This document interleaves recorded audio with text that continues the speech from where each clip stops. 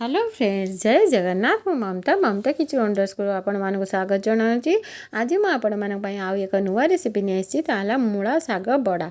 यही मूला सागरे एमती बड़ा करके आगुरी आपको साग करके देखी, बर्तमान बड़ा करके देखी। एमती बड़ा करके खाइले आ मूला साग केबे भी फोपाड़े ये भाव करके खाइबे। तो चलतु ये मूला साग बड़ा किपरि भाव प्रस्तुत मुझे करके देखी।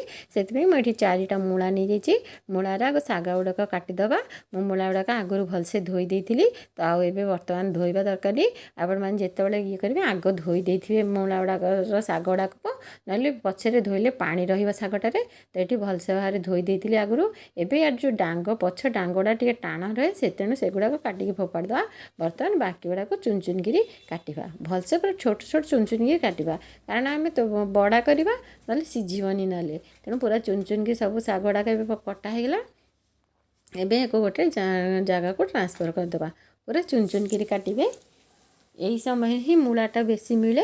तो ये बारे बड़ा करी खातु, तेबे केभे भी आ मूला साग आपण मैंने फोपाड़े सदाबले करके खाइबे। थे ये करके देखु किभली भाव कौन किपरि लगुच आपण मानक मत निश्चय कमेंट बॉक्स में जनइबे। एबे सब काटिदे गोटे जगार थोदेली।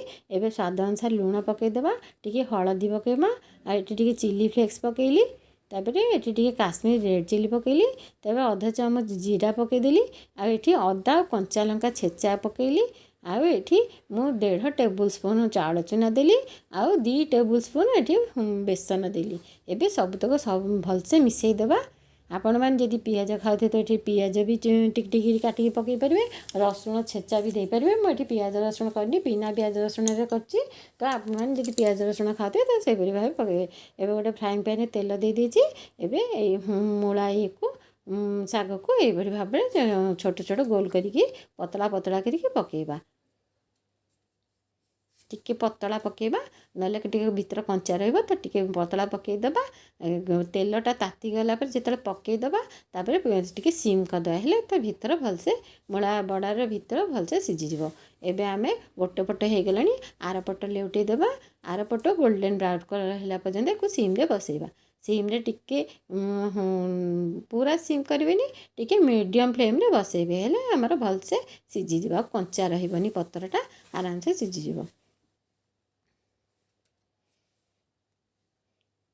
एबे आमर 2 पट हो गला। आम ए काढ़ीदेवा।